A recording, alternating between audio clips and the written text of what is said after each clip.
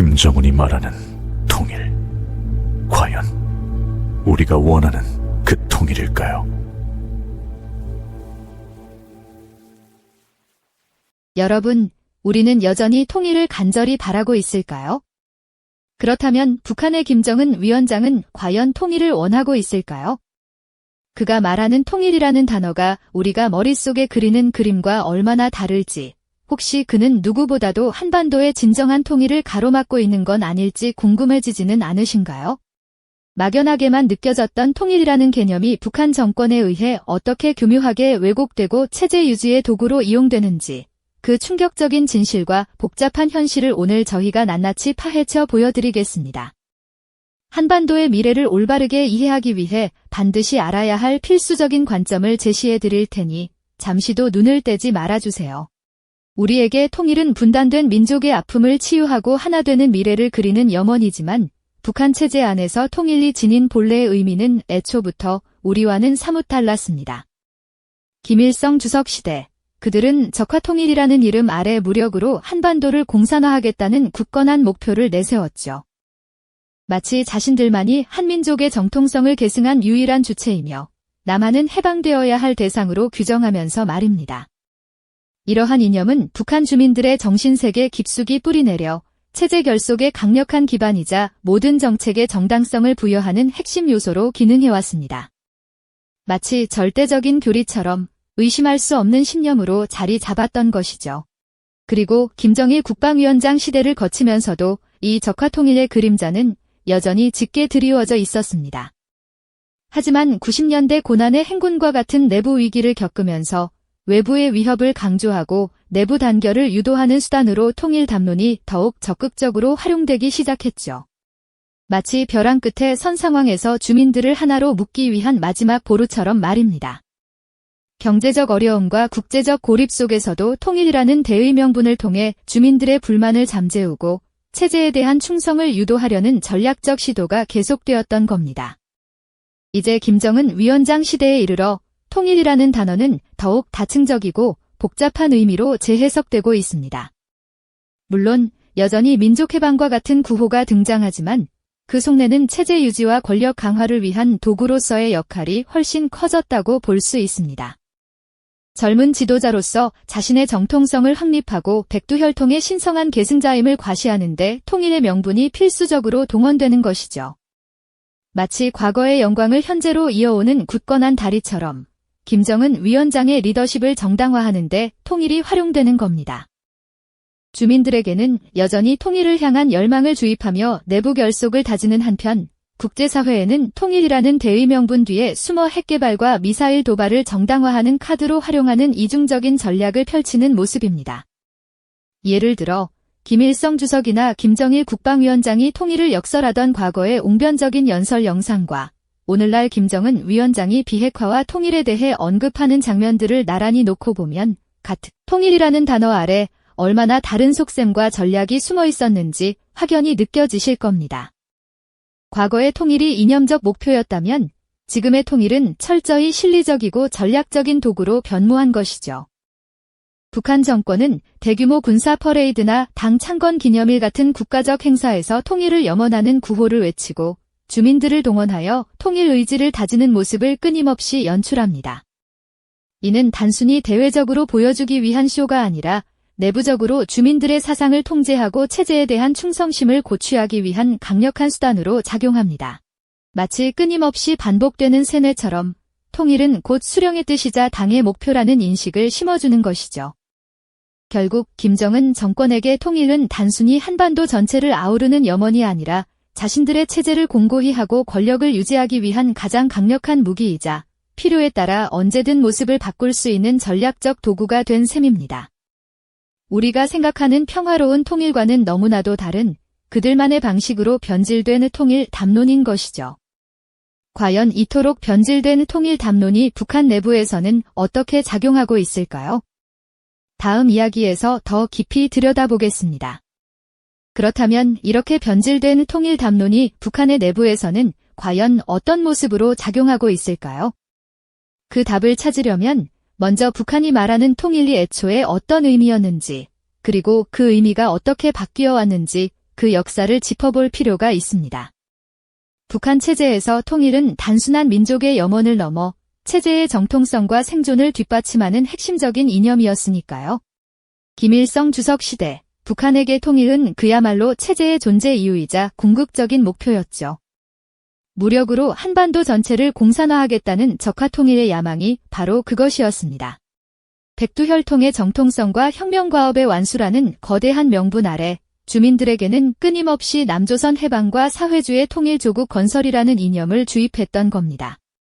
당시 북한의 모든 선전과 교육은 이 적화통일이라는 목표를 향해 일사불란하게 움직였다고 보셔도 무방할 겁니다.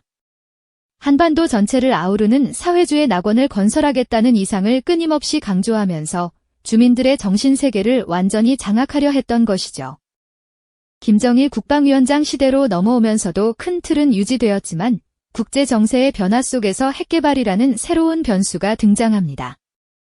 통일은 여전히 중요한 구호였지만 이제는 체제 유지를 위한 방패막이자 국제사회와의 협상 카드의 성격이 짙어지기 시작했죠. 과거처럼 직접적인 무력 통일을 전면에 내세우기보다는 민족 대단결과 우리 민족끼리 같은 구호를 통해 내부 결속을 다지고 외부의 위협에 맞서는 중요한 기제로 작동했습니다. 핵개발을 통해 자신들의 체제를 수호하고 이를 바탕으로 통일의 대의를 이룬다는 논리를 펼쳤던 겁니다. 그리고 오늘날 김정은 위원장 시대에 이르러서는 통일 담론이 또다시 새로운 형태로 재해석됩니다. 과거처럼 이념적인 목표를 전면에 내세우기보다는 더욱 실용적이고 전략적인 도구로 변모한 것이죠.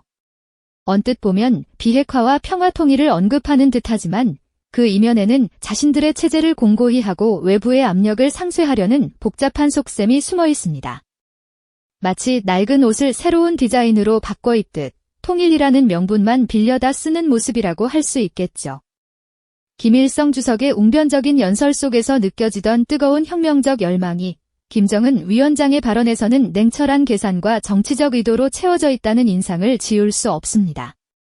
같은 단어를 사용하지만 그 무게와 지향점은 너무나도 다른 것이죠. 그렇다면 김정은 정권은 이렇게 재해석된 통일 담론을 어떻게 내부 통제에 활용하고 있을까요? 가장 핵심적인 방법은 바로 외부 위협론을 끊임없이 주입하는 것입니다. 남한이 북한을 흡수 통일하려 한다는 위협, 즉 흡수 통일 야욕을 주민들에게 각인시키면서 이에 맞서기 위해서는 강력한 국방력과 수령에 대한 절대적인 충성이 필요하다고 역설합니다. 우리식 사회주의를 지키기 위해서는 외부의 적에 맞서 하나로 뭉쳐야 한다는 논리를 펼치는 셈이죠. 이는 북한 주민들에게는 일종의 생존 논리가 되어 체제에 대한 비판적 사고를 억누르는 효과를 가져옵니다. 이러한 외부 위협론은 자력갱생과 선군 정치라는 구호와 긴밀하게 연결됩니다. 외부의 도움 없이 스스로의 힘으로 모든 것을 해결해야 한다는 자력갱생의 정신, 그리고 군대를 최우선으로 내세워 국가를 운영하는 선군 정치는 모두 통일이라는 대의 명분 아래 주민들의 단결을 유도하는 강력한 수단입니다. 외부의 적이 호시탐탐 노리고 있으니 군대가 강해야 하고 우리 스스로 모든 것을 해결해야 한다는 논리가 자연스럽게 받아들여지게 만드는 것이죠. 북한 주민들의 일상을 들여다보면 이러한 사상교육은 매우 체계적이고 광범위하게 이루어지고 있음을 알 수 있습니다.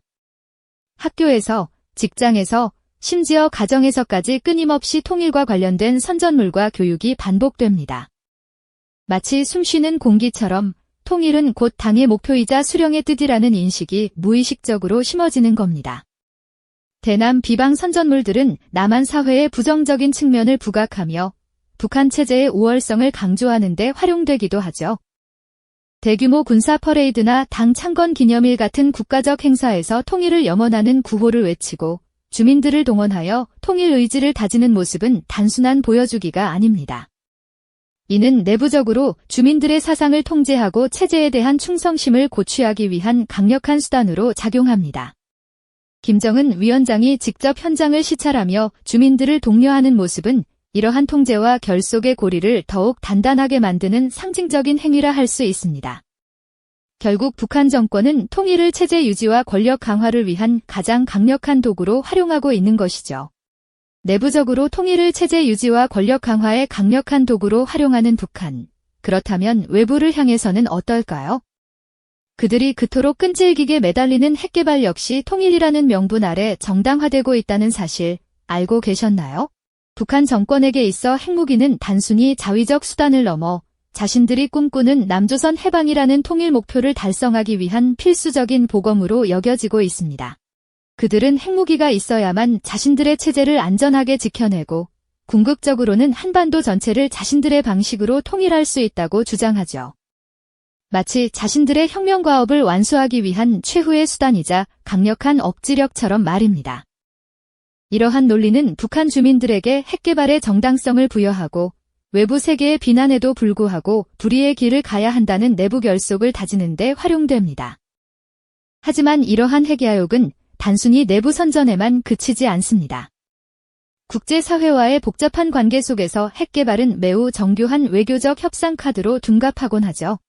북한은 핵실험이나 미사일 발사 같은 도발을 통해 국제사회의 이목을 집중시키고 이를 통해 자신들에게 유리한 상황을 만들어내려 합니다. 마치 벼랑 끝 전술처럼 핵이라는 위험천만한 패를 손에 쥐고 국제사회를 상대로 흥정을 벌이는 모습은 이제 익숙한 풍경이 되었습니다. 경제 제재 완화, 체제 보장, 혹은 국제적 고립에서 벗어나기 위한 통로 마련 등 북한은 핵을 지렛대 삼아 자신들이 원하는 것을 얻어내려 끊임없이 시도합니다. 김정은 위원장이 해외 정상들과 만나 담판을 벌이는 장면들, 북미 혹은 남북 대화가 진행되는 순간들 속에는 언제나 핵 문제가 핵심 의제로 놓여 있었죠. 이 모든 행위가 결국 통일이라는 대의 명분 아래 치밀하게 계산된 전략적 행보라는 점을 깨닫는 순간, 우리는 적지 않은 충격과 함께 북한의 대외 전략에 대한 깊은 위협감을 느끼게 됩니다. 핵개발은 단순한 군사력 증강을 넘어 북한 정권이 자신들의 체제를 유지하고 권력을 강화하며 궁극적으로 자신들만의 통일을 이루기 위한 다목적 전략의 핵심 축인 셈이죠. 이러한 전략적 이해가 없다면 우리는 북한의 핵 위협을 제대로 파악하기 어려울 겁니다. 그들의 핵은 단순히 적국을 겨냥한 무기가 아니라 자신들의 생존과 야망을 위한 만능 열쇠처럼 사용되고 있으니까요. 북한 정권이 자신들의 생존과 야망을 위해 핵을 만능 열쇠처럼 활용해왔다는 사실은 이제 명확해졌습니다. 하지만 최근 김정은 위원장이 내놓은 행보를 보면 핵을 지렛대 삼아 이루려던 통일이라는 목표 자체를 사실상 내려놓고 있는 듯한 충격적인 변화가 감지되고 있죠. 바로 두 국가론의 등장이 그 핵심입니다. 이는 북한이 더 이상 남북관계를 통일 지향적인 특수관계로 보지 않고 적대적인 두 국가 관계로 규정하겠다는 선언과도 같은데요. 과거에는 민족이라는 개념 아래 언젠가 하나가 될 운명이라고 강조했지만 이제는 아예 다른 두 나라로 못 박아버리겠다는 것입니다. 이러한 변화의 배경에는 과연 무엇이 숨어 있을까요? 김정은 위원장은 최근 최고인민회의 연설에서 남조선을 화해와 통일의 상대로 보지 않겠다고 공언하며 심지어 통일 정책을 완전히 폐기하고 헌법에서 통일 관련 조항을 삭제하라는 지시까지 내렸습니다. 이는 단순한 수사적 표현을 넘어 북한 체제의 근간을 이루던 통일 개념에 대한 전면적인 재정의를 의미합니다. 어쩌면 북한 정권은 이제 더 이상 흡수 통일에 대한 막연한 두려움을 넘어 자신들의 체제 생존을 위해 통일이라는 명분 자체가 오히려 걸림돌이 된다고 판단했을지도 모릅니다. 체제 안정과 권력 강화를 위해서는 한민족이라는 이상론보다는 두 개의 국가라는 현실론이 더 유리하다는 계산이 깔려 있는 것이죠. 이 두 국가론은 단순히 수사적인 전환에 그치지 않고 남북 관계의 본질을 뒤흔드는 심각한 변화를 가져왔습니다. 북한은 더 이상 민족 화해나 평화 통일 같은 용어를 사용하지 않고 남한을 가장 적대적인 교전국으로 규정하며 군사적 긴장을 한층 고조시키고 있습니다. 과거 남북 협력의 상징이었던 개성공단이나 연락사무소 건물을 일방적으로 폭파했던 사건들, 그리고 DMZ 일대에서 끊임없이 이어지는 긴장감 넘치는 움직임들은 이러한 변화를 극명하게 보여주는 상징적인 장면들이죠. 이는 통일이라는 민족적 염원을 영구히 방해하려는 궁극적인 행위로 해석될 수 있습니다. 어쩌면 김정은 정권은 자신들만의 방식으로 통일을 이루는 것이 불가능하다는 냉혹한 현실을 깨닫고 아예 통일 자체를 포기함으로써 현재의 분단 체제를 영구화하려는 지점에 도달한 것은 아닐까요? 우리는 지금 혼란과 당혹감을 느끼지 않을 수 없습니다. 김정은 위원장의 통일 방해는 단순한 거부나 우발적인 행동이 아니었습니다. 북한 체제 유지와 권력 강화를 위한 가장 정교하고 치밀하게 계산된 전략적 선택이었던 것이죠. 그리고 이제는 통일이라는 대의 명분 자체를 버림으로써 오히려 그 장애물을 영구히 고착시키려는 냉엄한 현실에 직면하게 되었습니다. 이 순간 우리는 깊은 충격과 함께 한반도의 현실에 대한 냉철하고 새로운 인식을 갖게 될 겁니다.